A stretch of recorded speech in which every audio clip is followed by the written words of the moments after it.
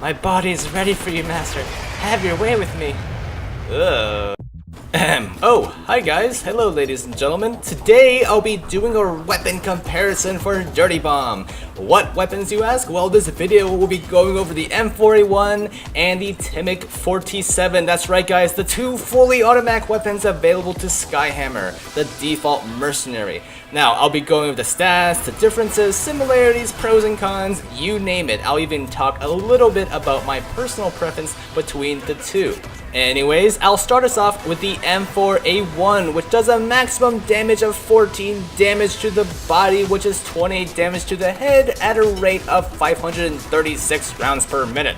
The reload speed comes at 2.1 seconds, and you'll be dealing with 35 rounds in the magazine. Now, the DPS, if you land all body shots, is 125 damage per second, so that doubled would be 250 DPS for all headshots. And finally, have damage potential in a full magazine, which comes out to be 490 damage if all shots land on the body, and 980 if all shots land on the head. Now, the Timik-47 is very similar in stats. In fact, the only major differences that I could see would be that it shoots at a slightly faster RPM at 551.5 rounds per minute, and the reload speed is a hair faster at 2 seconds flat.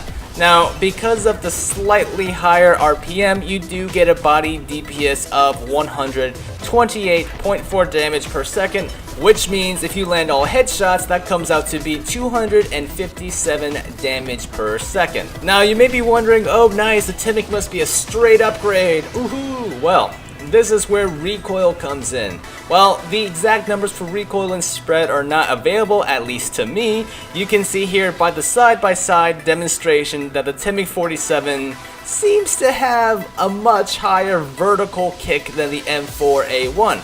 I'm not doing any sort of vertical recoil compensation or anything, or any sort of compensation by any means, and just letting the gun go on full auto. I'm not sure if the cone of fire bloom is any different, but you can definitely see a pretty big difference in the vertical recoil. Both weapons have 35 rounds, so after 35 rounds you can see how the Timik-47 goes up much higher than the M4A1. At the same time though, both weapons seem to be biasing towards the right as far as their horizontal shift. So in short, the Timik-47 will shoot and reload ever so much barely-ish faster than the M4A1. However, it is much harder to control with its higher recoil. I found this to be accurate as during the filming of the parts with the Timik-47, after using the M4A1 for a while, it felt pretty hard to use and a little weird and wonky and a little inaccurate for the first few matches. However, after that, I was able to learn the weapon's recoil and start landing those headshots. Now, the M4A1 is definitely easier to control, in my opinion, but it does cost you a slightly lower RPM, thus slightly lower DPS. Now, for me, I prefer the M4A1 over the Timik-47 because the M4A1 still has that competitive damage model and the competitive DPS while still being very easy to handle, thus easier to be accurate with. Now, that isn't to say that Timik-47 is a bad weapon or a terrible, unusable weapon or anything overall. It certainly does take a bit more skill to get used to, but it will perform similarly to the M4A1.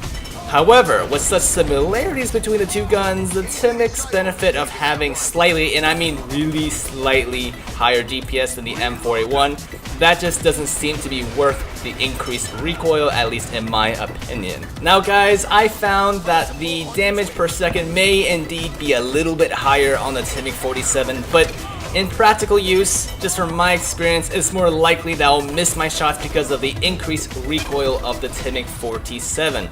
But who knows, maybe I just have to sit down and get used to its recoil to really take advantage of that extra damage. And by extra damage, I mean the extra 3 damage you get per second when you use the Timik-47 over the M4A1. Now, I will have to say though, the Timik-47 does look a little bit cooler than the M4A1, at least in my opinion, and I found that the iron sights for the Timik, when you aim down sights, seem to be way less obstructive than the ring for the M4A1.